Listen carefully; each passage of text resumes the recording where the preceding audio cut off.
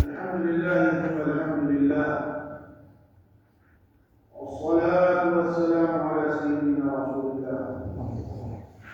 الحمد لله الذي هدانا لهذا وما كنا لنهتدي لولا أن هدانا الله، وأشهد أن لا إله إلا الله وحده لا شريك له، وأشهد أن محمدا عبده ورسوله وصفيه من خلقه وخليله، بلغ رسالته وأدى الأمانة ونصح الأمة وكشف الأمة وتركها على المحجة البيضاء ليلها كنهارها لا يزيغ عنها إلا هالك. يا أيها المسلمون، أيها الموحدون، يا من رضيتم بالله ربا وبالإسلام دينا وبسيدنا محمد صلى الله عليه وسلم نبيا ورسولا، يقول الله تعالى: يا أيها الذين آمنوا اتقوا الله حق تقاته ولا تموتن إلا وأنتم مسلمون. إن الله سبحانه وتعالى قد خص هذا الإنسان بخصائص من بين المخلوقات كلها، وأعطاه من العطاءات والنعم والقدرات ما لم يوجد في مخلوقات الله تعالى قبل. ولذلك أعجب العجائب وأكثر المخلوقات قدرة وعطاء هي هذا الإنسان الذي قال الله تعالى عنه: لقد كرمنا بني آدم وحملناهم في البر والبحر ورزقناهم كثيرا من الطيبات وفضلناهم على كثير ممن خلقنا تفضيلا. هل فكرت يوما كيف أن الله قد فضلك على كثير ممن خلق تفضيلا، ليس من أبناء جنسك؟ لأن الكلام يتحدث عن الجنس الآدمي أفضل من غيره، مش الإنسان أفضل من الإنسان الآخر. الجنس الآدمي ربنا فضل على كثير من غير الآدميين من المخلوقات الأخرى، والمخلوقات الأخرى لا عد لها ولا حصر. فكان هذا الآدمي من حيث القبول والاستعداد والطاقات المكنونة في هذا الجسد الإنساني وهذه النفس الإنسانية مما تعجز عنه كثير من الخلق. بل إن الله قال: إنا عرضنا الأمانة على السماوات والأرض والجبال فأبين أن يحملنها وأشفقن منها وحملها الإنسان. معنى ذلك أن الله قد ركب في هذه النفس ما ليس موجودا حتى في غيره من المخلوقات. ومما ركبه الله في هذا الإنسان أن جعل الله له آلة السمع، وهذه الآلة قد يظن البعض بأن السمع هو الأذن. الأذن آلة للسمع، والسمع صفة أخرى موجودة في الإنسان. هذا السمع الذي يستطيع به الإنسان أن يميز به بين أشياء كثيرة في هذه الحياة، بل أن فقهاءنا قد اختلفوا في من فقد سمعه هل هو مكلف أو لم يسقط عنه التكليف. لماذا؟ لأن السمع أهم آلة من آلات التكليف، وأهم صفة من صفات التكليف أن تستطيع أن تسمع الخطاب الإلهي عشان تفهم. ولذلك من فقد بصره وسمعه ما زال قائما مكلف بإجماع العلماء، مكلف، وسيحاسبه الله وسيساعده الله مثل أي واحد، بس اختلفوا في دليل على أن آلة السمع أهم من آلة البصر. بل إن القرآن الكريم قد قدم السمع في القرآن على البصر في كثير من الآيات. إن السمع والبصر، إن السمع والبصر والفؤاد. هنا يقول إن السمع والبصر والفؤاد كل أولئك كان عنه مسؤولا، أي هي محل التكليف. الله سيسألك لأنه قد وهبك سمعا وبصرا وعقلا. ولو سلب من الإنسان هذه الأشياء، لو سلب العقل لم يعد مكلفا، ولو سلب السمع خلاف في تكليفه.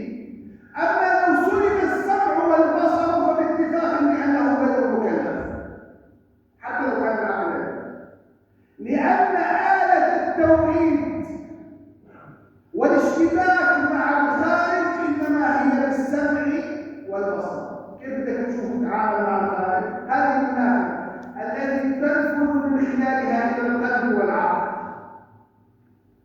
فالأول لابد أن تعلم بأن السمع ليس فقط آلة من الآلة الميكانيكية، لا، السمع قبل أن يكون آلة ميكانيكية هو محل التكليف الإلهي.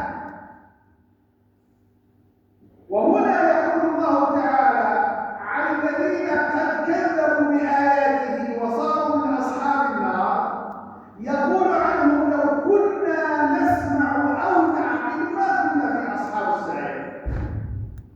لو كنا نسمع أو نعقل ما كان نبصر. حصل المسألة في النقطتين، يمكن أن تنجو وتتعرف على الله لو بآلتين، السمع والعقل. هذا دليل يؤيد ما ذهب إليه الجمع من العلماء بأنه لو كان الإنسان سميعا عاقلا لكفى في تكليفه ومساعدته يوم القيامة حتى لو كان البصر. فيعترف أهل النار والعياذ بالله، قالوا لو استخدمنا هذا السمع وهذا العقل اليوم ما كنا في أصحاب السعير ما كنا على النار، ولكن عطلنا آلة السمع وعطلنا العقل. لهم آذان لا يسمعون بها ولهم قلوب لا يعقلون بها، هم كالأنعام بل أضل. إذا عطلت السمع وعطلت العقل يكون الإنسان كالأنعام. قال لماذا كالأنعام؟ قال لأن الأنعام لا تعصي الله بل تعصيه، لا تعصي الله، وإن شيء لا يسبح بحمده ولكن لا تفقهون تسبيحه.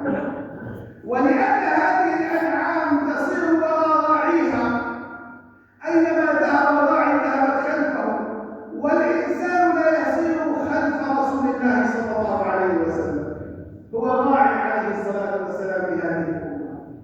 هذه الأنعام مشت عرفت راعيها فمشت خلفه، وأنت أيها الإنسان لم تعرف ربك ولم تعرف نبيك إلى الآن وقد أعطيت السمع والعقل، فأي ضلال هذا؟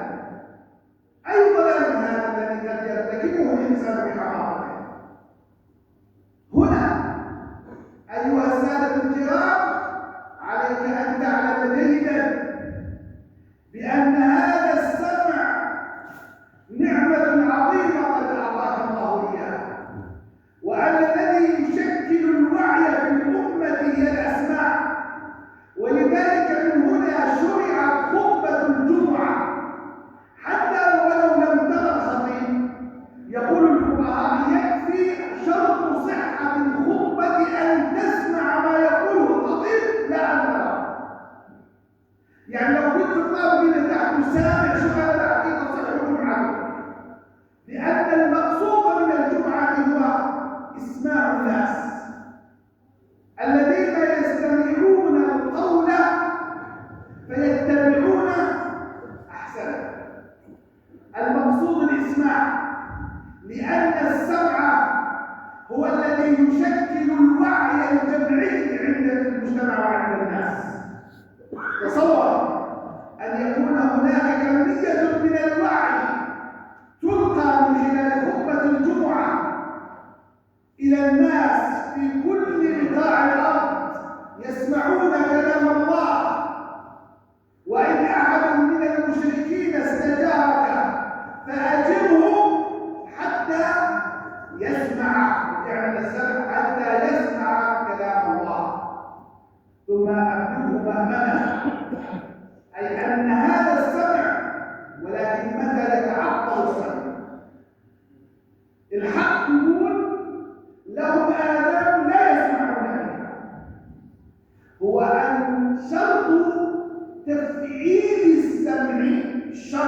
تفعيل السمع هو حضور القلب، أن تكون قلبك حاضرا، أن تستمع بإصغاء وتفهم ما يقال إليك بإصغاء. وإذا قرئ القرآن قال فاستمعوا، ما قال فاسمعوا، لأن السمع هو أن يصل الكلام والموجات هذه أن تصل إلى الأذن حتى لو ما فهم اسمك سمعت. لما يجيك حصل الطبيب يقوم بيعمل لك شغلات عشان يشوف سمعك، مو ما بيفهم بس بديك حصل السمع شغال ولا لا. ولكن الاستماع هو أن يدخل هذا الكلام من الرأس من الأذن فيصل القلب والعقل، ويكون القلب مفتوحا والعقل مدركا حاضرا مفتوحا. هنا تفعل آلة السمع. لذلك يجب عليك إذا أردت أن تنتفع مما يقال أن تفتح قلبك للكلام، كما يجب عليك أن تفتح عقلك كمتلقي بهذا الكلام حتى تنتفع منه. وإلا إذا كان قلبك مشغولا أو ذهنك مشغولا لو بقيت أتكلم ليل نهار لم تنتفع من الكلام حتى وإن كنت سامع الكلام تشرح فيه. ولذلك قالوا شرط الإفادة من الكلام أن يكون القلب حاضرا والعقل حاضرا. وأقول قولي هذا واستغفر الله لي ولكم.